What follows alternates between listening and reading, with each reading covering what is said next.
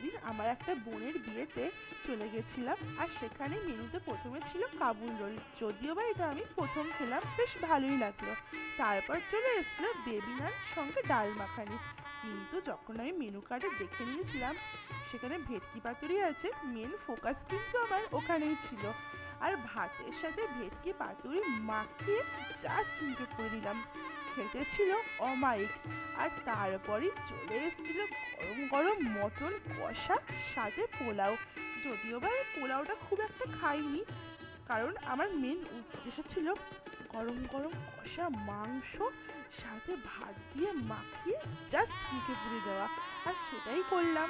তারপরে চলে এসেছিল চাটনি সাথে পাঁপড়, আর সেটা না খেলে কিন্তু হয় না।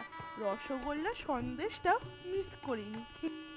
তারপর আইসক্রিম আর পানি খেয়ে চলে এলাম বাড়ির দিকে।